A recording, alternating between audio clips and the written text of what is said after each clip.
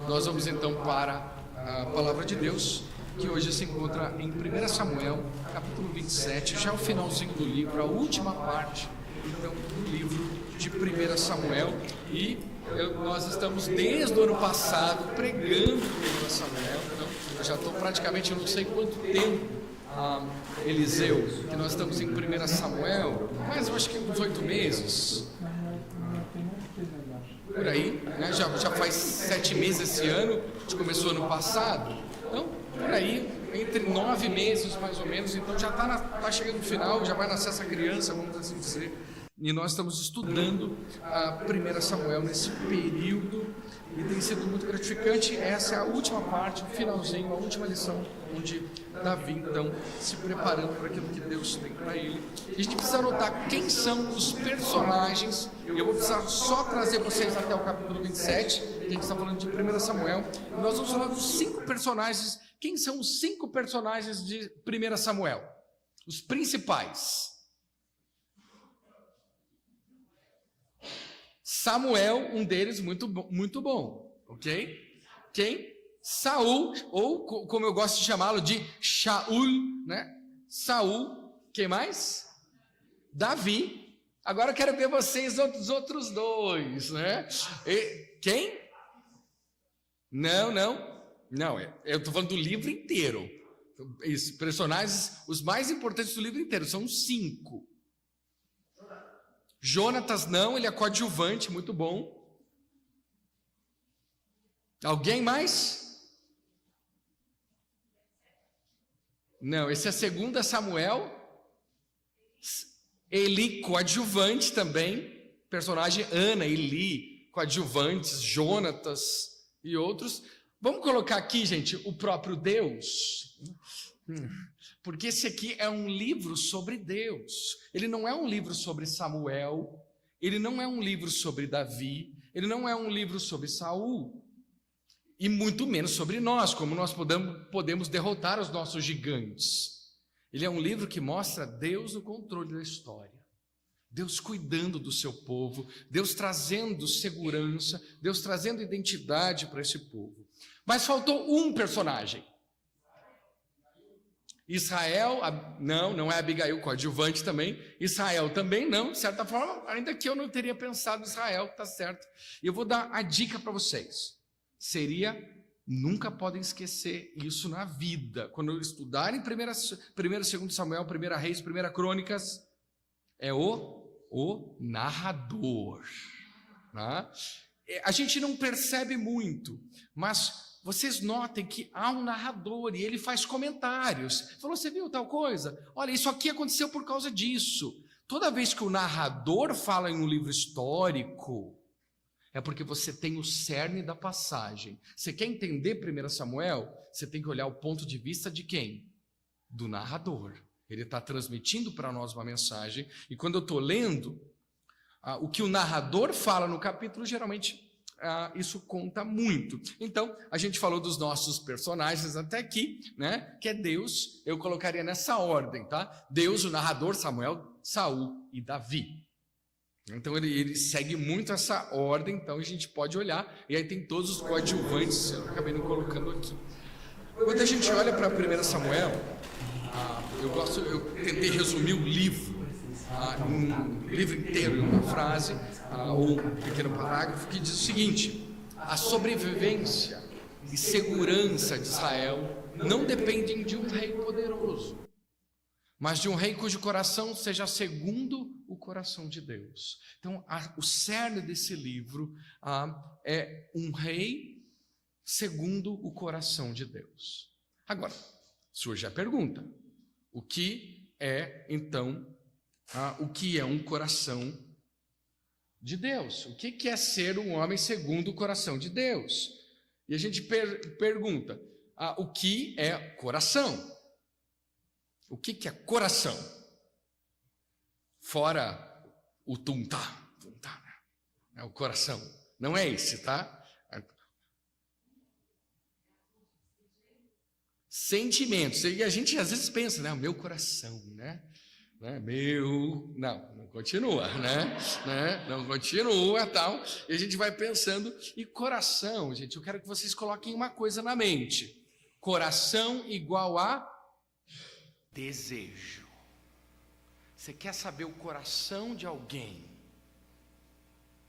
Pergunte o que ele quer.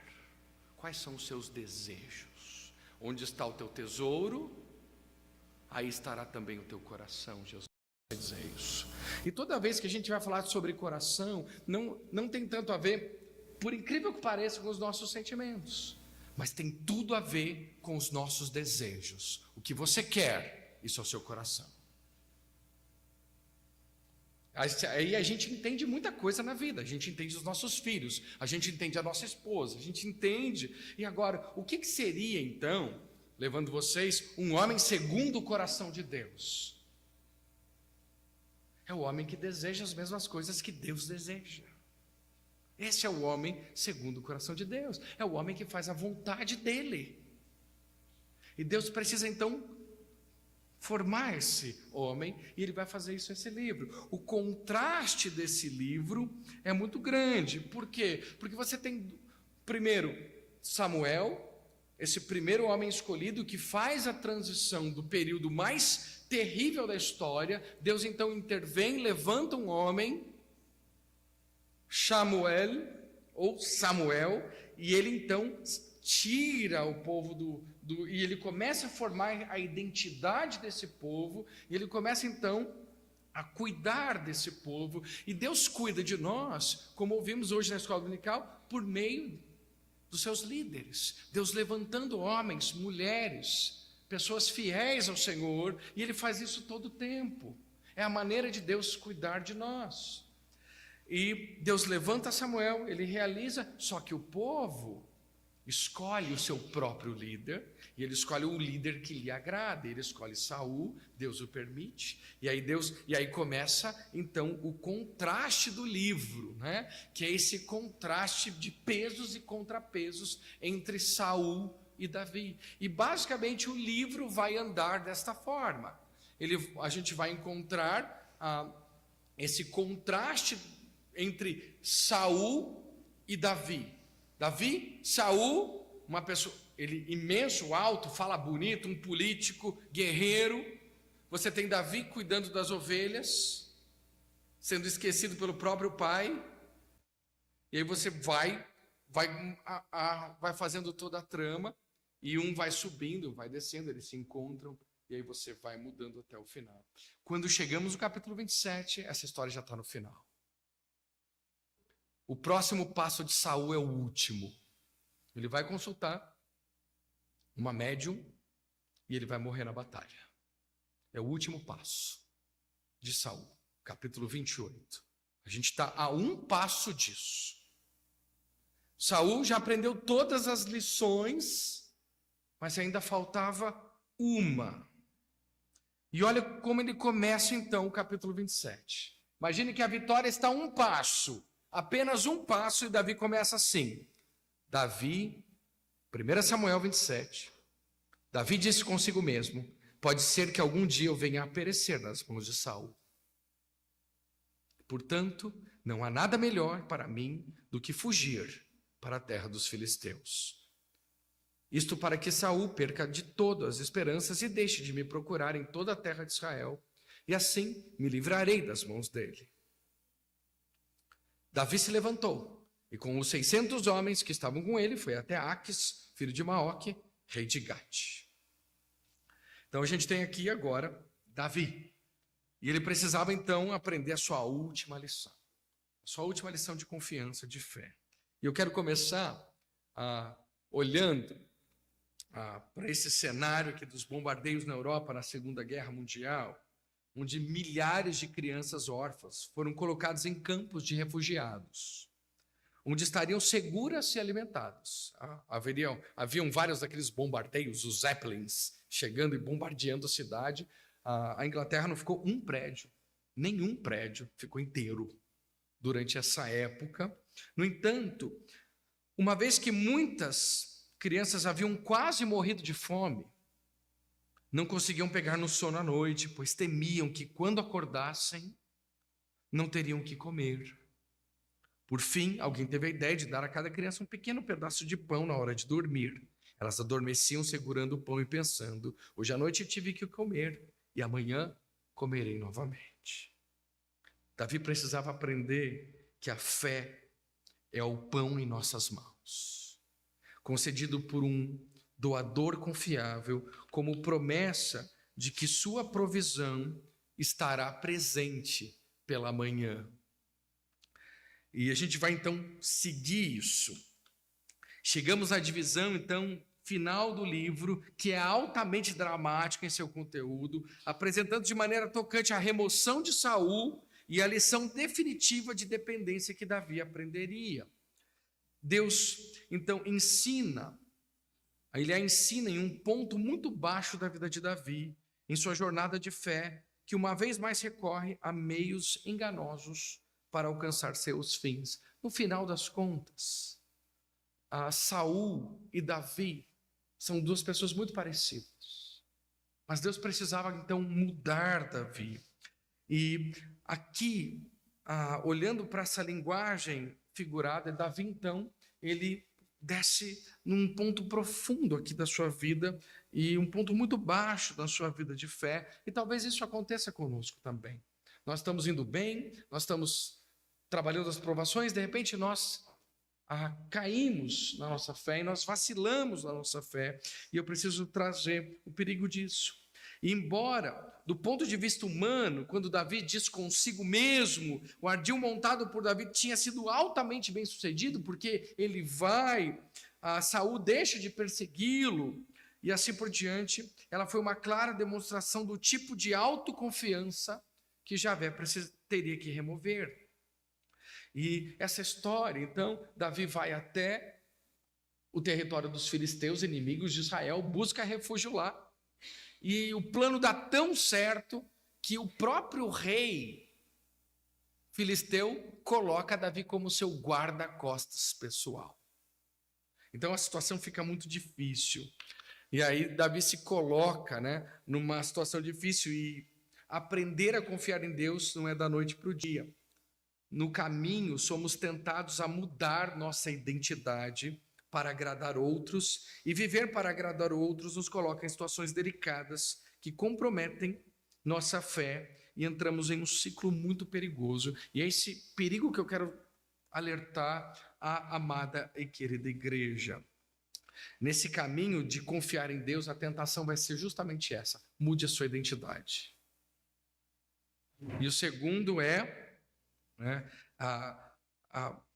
a consequência disso é que criamos vários problemas por causa disso. E a gente fala assim: não, mas eu sou muito seguro, Especialmente os jovens têm isso, que eles são muito críticos, rebeldes, Eu falo essa a juventude, Mas geralmente os jovens, eu vou dizer para vocês, eles são muito críticos em relação aos seus pais. Porque na escola, eles são todos iguais. Eu sou diretor, tenho 1000 alunos. Na escola, não, eles são todos iguais. Eles falam a mesma coisa, eles fazem as mesmas coisas. Eles são muito pressionados a ter uma identidade do grupo. E por isso a igreja é tão importante. E a gente precisa ensinar, então, a termos essa identidade. Deus estava criando nesse povo identidade, e Davi precisava, então, não negociar a nossa identidade. Então, meus amados, vamos olhar de perto, então, esses dois. Eu lembro uma das melhores decisões que eu tomei na minha vida, e eu não sabia como lidar muito com 18 anos. Foi chegar no quartel, nos primeiros dias, e falar: eu sou um crente. E foi uma das primeiras fases: eu sou um crente.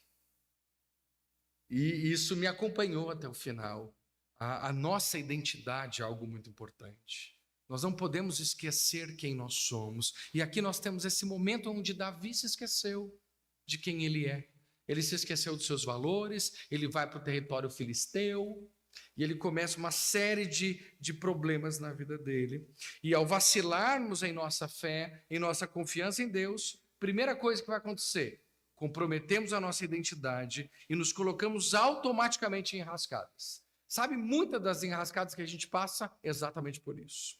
E quando a fé vacila, vamos pensar, quando a fé vacila, ou quando vacilamos diante dos desafios, por vezes os servos escolhidos do Senhor comprometem a sua identidade. Vamos seguir aqui a leitura, a partir do verso 2, vamos até o verso 6, que diz assim: Davi se levantou e com os 600 homens que estavam com ele, foi até Aques, filho de Maoque, rei de Gate. Davi ficou morando com Aques na cidade de Gate, ele e seus homens, cada um com sua família. Davi foi com suas 2 mulheres, Ainoã, a Jezreelita, e Abigail, a viúva de Nabal, o carmelita. Quando Saul foi avisado que Davi tinha fugido para Gate, desistiu de o perseguir. Davi disse a Aques: se encontrei favor em sua presença, dê-me um lugar numa das cidades do interior, para que eu more ali. Porque este seu servo ficaria morando com você na cidade real? Então, naquele dia, Aques deu a Davi a cidade de Ziclag. Por isso, Ziclag pertence aos reis de Judá até o dia de hoje. E todo o tempo que Davi permaneceu na terra dos filisteus foi 1 ano e 4 meses. Saul persistiu em suas tentativas de matar Davi, mesmo depois de confessar sua conduta, quando Davi rasgou o seu manto. O capítulo aqui começou dizendo: Davi disse consigo mesmo. Davi aconselhou o seu coração com palavras incrédulas. E esse é um perigo quando nós temos isso. Alguém aqui já aconselhou a si mesmo, disse consigo mesmo, né? Você vai lá, olha o perigo, liga o chuveiro, né? Tá lá, disse consigo mesmo, né? E às vezes a gente precisa tomar cuidado, porque o nosso pensamento também nos engana, o nosso coração nos engana, os nossos desejos nos enganam. E aqui diz Davi: acho que eu vou perecer. Deus já havia prometido, Deus já havia dado promessas a Davi que ele iria cuidar de Davi, que Davi não iria perecer nas mãos de Saul. Isso foi feito por meio de Samuel e outras situações, mas ele começou a pensar consigo mesmo. E de modo que não é de admirar que ele tenha respondido não com fé, mas com insensatez e incredulidade. E a gente precisa entender uma coisa: incredulidade leva à insensatez.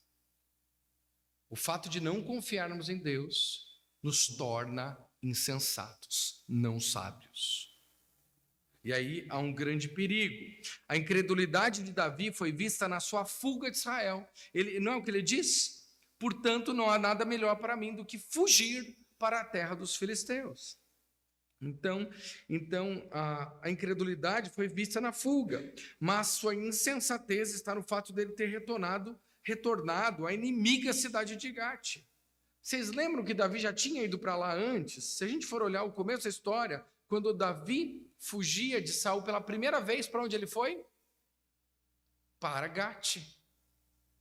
Chegando lá, o pessoal falou: mata esse cara, mata esse cara. Ele começou daí a ter que se fingir de louco, começou a babar, né? Começou a fazer palhaçada, né? Começou lá a ficar, né? E aí o rei falou: já não basta os loucos que eu tenho aqui, né? Vocês querem me mandar mais um? E aí ele saiu por um fio. E aí você teve uma série de cidades pela qual ele foi, e agora ele vai para onde? De novo para lá. Ele retorna lá. Isso é insensatez. É quando a gente sabe que aquilo vai dar errado e a gente continua na teimosia do pecado, de maneira insensata. E além de tudo isso, estava o desgaste. E a gente precisa olhar também aqui que Davi, Deus levou ele até o máximo que ele podia esticar a corda, para justamente ensinar essa lição mais importante. Porque Davi havia sido caçado, perseguido e atacado por Saul, traiçoeiramente exposto, fazendo fugas emocionantes, escapadas audaciosas. São 9 capítulos recheados de narrativas cheias de pressão e perigo. Essa é a substância que faz grandes filmes, mas cobra caro de pessoas reais. E um outro ponto aqui é que a incredulidade não leva só à insensatez. A incredulidade também precisa ser vista de um ponto que nos leva à exaustão. Eu gosto de olhar aqui que nós temos um quadro clássico de burnout, né? Quando você tem a pessoa em exaustão, e a gente pode olhar aí o clássico, né? A exaustão emocional, que ele estava exausto, um cansaço muito grande, ele perde o interesse pelo aquilo que ele está fazendo. Então, ele estava no caminho de se tornar rei, e ele fala: quer saber? Não quero mais. Quer saber? Não vou mais. Eu vou para o território filisteu, vou viver minha vida ali. E ele vai com a sua família. A gente olha uma despersonalização, que é essa perda de identidade, e ele não se identifica mais com Israel. Então, ele está passando por isso, e essa baixa realização ali, isolamento, e aí vai por diante. O que nós podemos ver aqui é que Davi, então, sofre de um colapso emocional e resolve dar as costas para o rumo que a vida tomaria. Eu espero que você não chegue a esse momento da sua vida quando você pensa em largar tudo, porque o resultado disso é muito trágico. O que nós precisamos é olhar para esse texto e dizer: eu preciso reafirmar a minha confiança no Senhor. E Davi vai fazer isso, a gente vai olhando isso para frente, porque senão a gente vai acabar comprometendo a nossa identidade. Nós vamos acabar então nos colocando enrascados, como a gente vai ver agora, porque naquele dia, quando Davi deu aquele passo para entrar no território filisteu, na cidade de Gate, ele não cruzou apenas uma fronteira demográfica, ele passou para o outro lado. Ele chama Aques de meu Senhor. Eu quase chorei quando eu li isso, porque Davi vai falar isso para Deus. Ele vai falar: este é teu servo. É a linguagem que ele usou para falar com Deus. E agora ele usa a mesma linguagem para falar com quem? Com Aques, rei de Gate. Este é teu servo.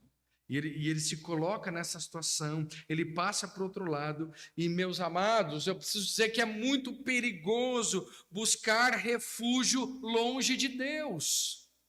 É perigoso demais buscar refúgio longe de Deus. Quando Abraão buscou refúgio no Egito, o que aconteceu? Rapidamente caiu em pecado e perigo. Foi rapidamente. Ele foi para o Egito e ele falou para a esposa: não diz que você é minha esposa, diz que você é minha irmã. E você tem uma série de problemas. Sabe quem foi com ele? O próximo da lista. Ló foi com ele. Ele foi com o Egito. Quando Ló saiu do Egito, o Egito não saiu de Ló. Abraão, cuida. Pai, mãe, cuida. Você desce para o Egito volta com o seu filho.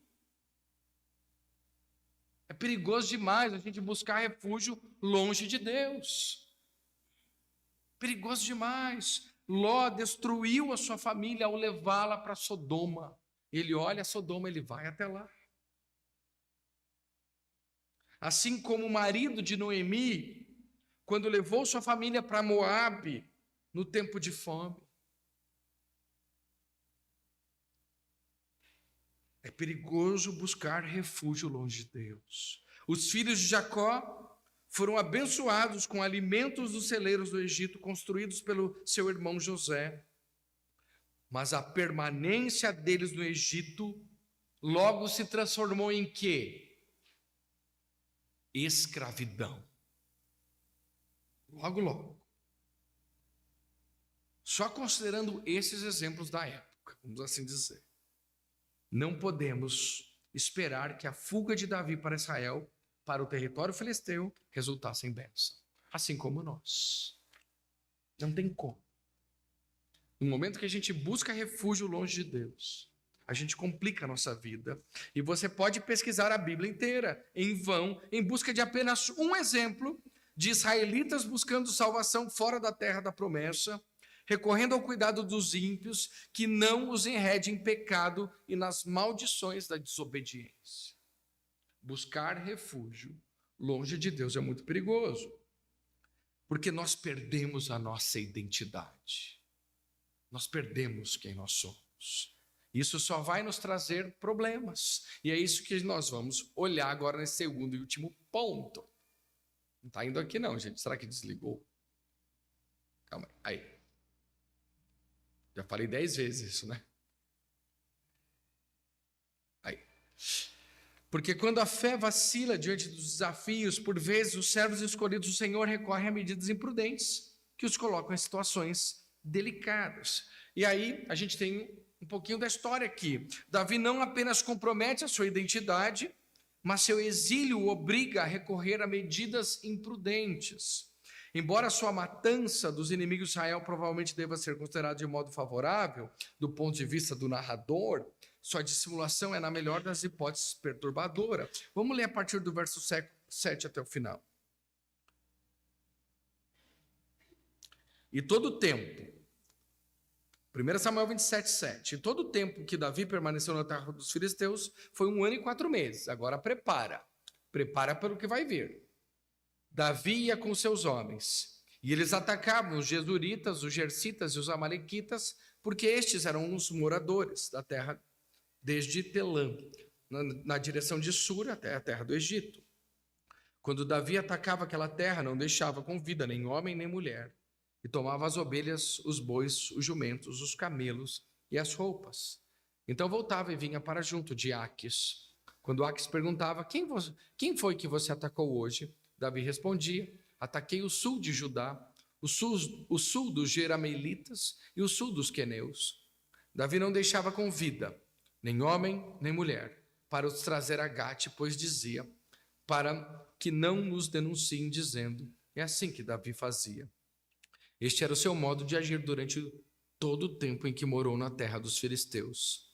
Aques confiava em Davi, dizendo, ele levou o seu povo de Israel a odiá-lo de verdade, e por isso será meu servo para sempre. Aques falou, finalmente escravizei mais um. Tem um escravo agora meu.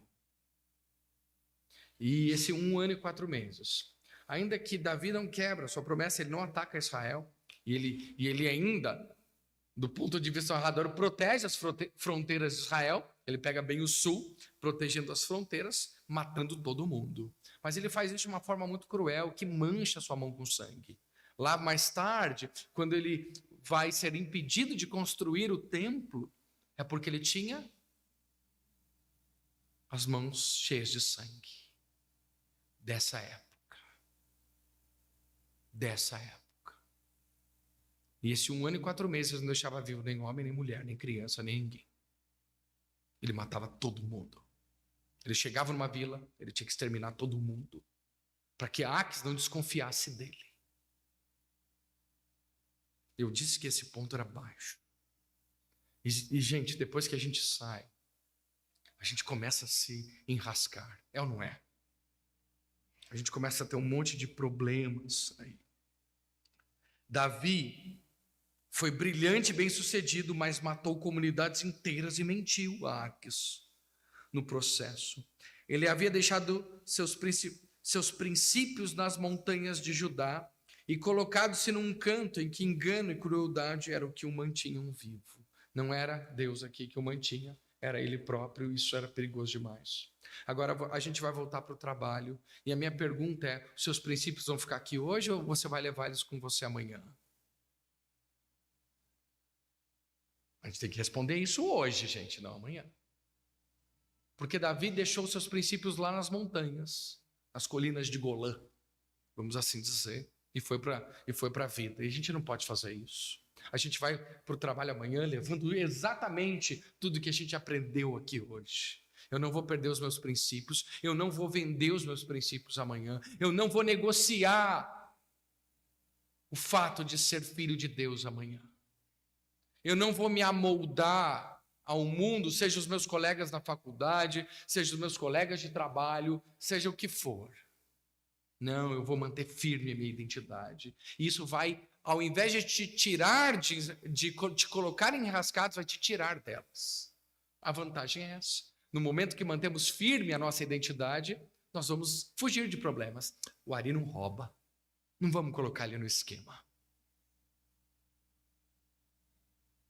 Não vamos falar mal do aquele fulano, porque ele não é fofoqueiro.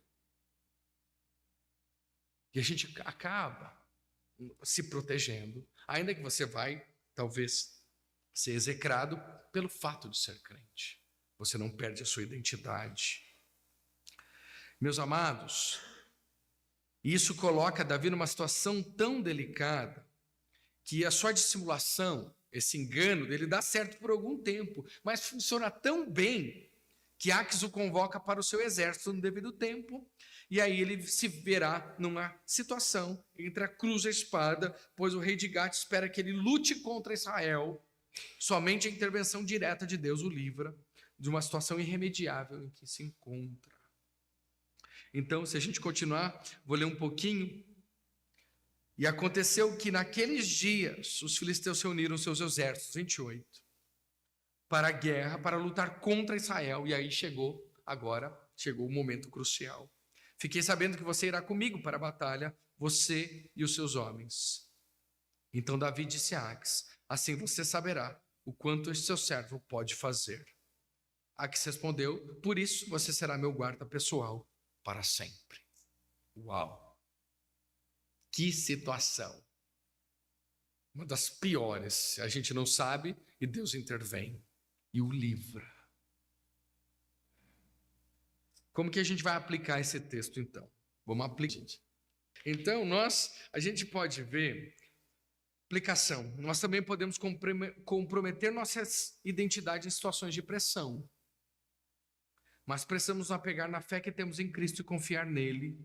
Mas eu quero dizer para vocês, não de uma forma simplista. Confiar em Deus, olha lá, não é um mantra a ser repetido, mas uma fé a ser vivida. Isso é bem importante, porque a gente dá muito esse conselho: confia em Deus, confia em Deus, confia em Deus. E parece que a gente tem que ficar repetindo essa frase, mas ela não é uma frase para ser dita que te traz alguma coisa. Nós precisamos viver. Vamos pegar 2 exemplos. Considera um empregado que enfrenta oposição e críticas por parte de seus superiores, muitas vezes mundanos e carnais. E dizemos: ele só precisa continuar a confiar em Deus. Isso é verdade? É. Mas damos pouca atenção à rejeição social e toda a humilhação diária que ele passa. Então a gente precisa começar a olhar o cenário de uma forma um pouquinho mais profunda, porque quem está vivendo ali não é uma situação muito fácil. Outro exemplo: considere uma esposa cristã que enfrenta assédio emocional, críticas amargas e tratamento rude por parte de seu marido diariamente. Corretamente dizemos que ela precisa colocar sua confiança em Deus e honrar seus votos matrimoniais. Mas também deveríamos levar em conta as feridas que esse ambiente emocional está causando ao seu coração. A lição, então, é a seguinte: antes de falar para alguém confiar em Deus, tenha compaixão dela. Tenha compaixão dela. Às vezes a gente simplesmente fala: vai confiar em Deus, confia em Deus. E a gente não tem compaixão. A gente precisa olhar, se colocar naquela situação, observar aquilo. E quantas vezes eu errei nisso? Como eu tenho um problema crônico de falta de misericórdia. Alguém tem aqui também? As consequências dessas situações são dolorosas. E as pessoas precisam de compaixão. Essa é uma coisa importante quando a gente vai lidar com situações onde as pessoas estão nesse cenário de Davi aqui. Muito triste. Então, o primeiro passo é: tenha compaixão. Essas pessoas estão exaustas e cansadas. Gente, não pensa que o pecado dá qualquer coisa boa para elas. O pecado só tira delas. O pecado só esgota essas pessoas. Ele só destrói vida. Essas pessoas estão exaustas, cansadas. Minha pergunta: elas vão encontrar compaixão com você? Elas vão encontrar compaixão na sua vida? A gente vai poder apontar para Jesus e anunciar as palavras dele: vinde todos que estáis cansados, sobrecarregados, que eu os aliviarei. A gente tem que ser esse ponto de compaixão. Mas a segunda lição, tão importante quanto a primeira, e ela não pode ser vista, é que precisamos ser duros contra o pecado. Apesar de ter compaixão, a gente vai precisar ser muito duro contra o pecado, como um cirurgião arrancando muitas vezes um câncer. Ter compaixão não é aceitar o pecado. É exatamente o contrário. É ser implacável com ele. Somente o amor consegue arrancar as raízes mais profundas do pecado. É por isso que Deus amou o mundo de tal maneira que deu seu Filho, para que todo aquele que nele crê não pereça, mas tenha vida eterna.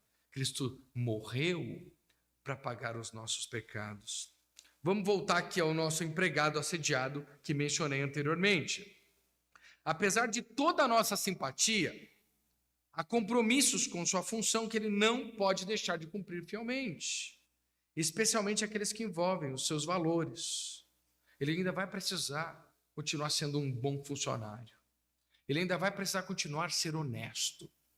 E a gente vai falar para ele: você precisa confiar em Deus e você vai precisar continuar sendo honesto. Você vai precisar, talvez, trabalhar e mostrar os seus valores por meio de um bom procedimento. Isso vale para os pastores, líderes, treinamento ministerial também, como afirmou o apóstolo Paulo. E ele diz: olha, independente das situações de muitas vezes difíceis, o que ele disse para Timóteo? Pregue a palavra.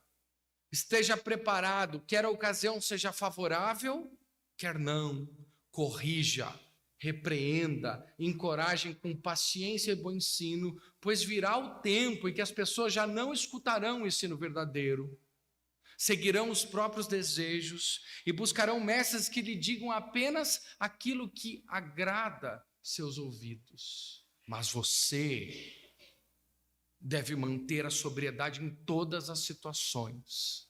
Não tenha medo de sofrer. Trabalhe para anunciar as boas novas e realize todo o ministério que lhe foi confiado. Que conselho o apóstolo Paulo dá. Ele diz: olha, vai ter o tempo que as pessoas não suportarão mais ouvir. Elas vão seguir o seu próprio coração, seus próprios desejos. Elas buscarão mestres que lhe digam apenas aquilo que agrada os seus ouvidos. Mestres que distribuem o quê? Tampinhas de caneta Bic, para as pessoas ficarem assim, coçando os seus ouvidos. Né?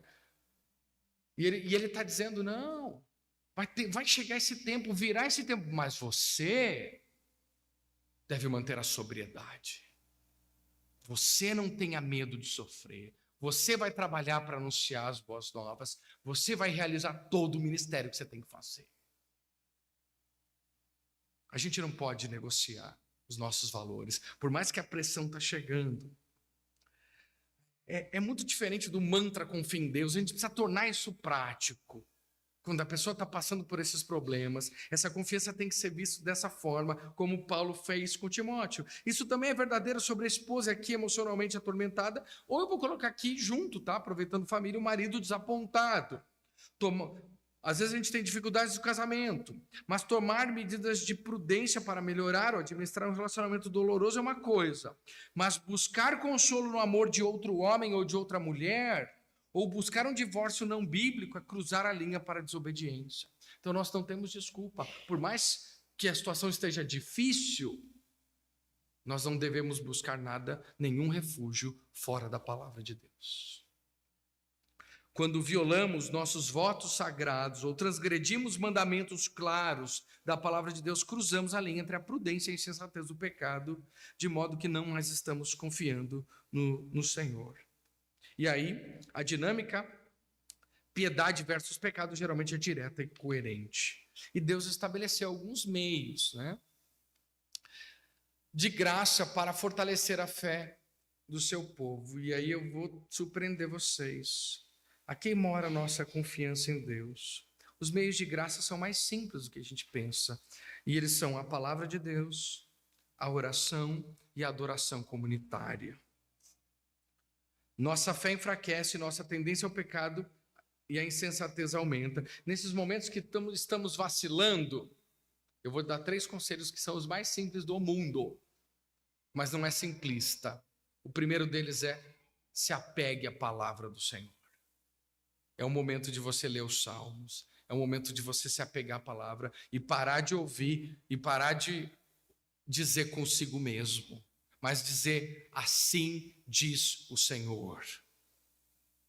Se apegar então à oração fervorosa, né? Talvez a gente tem tantos exemplos de dificuldades. Ore, se apegue, se agarra, e nos momentos difíceis fala: Senhor, eu não vou sair da tua presença enquanto o Senhor não derramar no meu coração a tua sabedoria e o teu amor.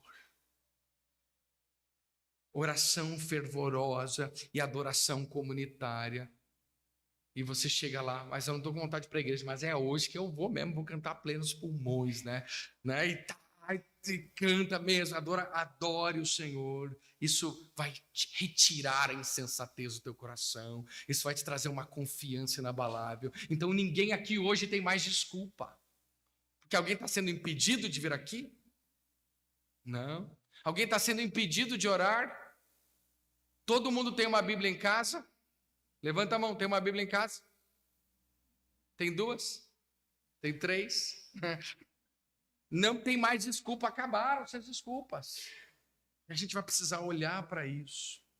Isso nos lembra essa necessidade de recorrer à palavra, à oração e ao erro. Eu termino com Reinhold Niebuhr.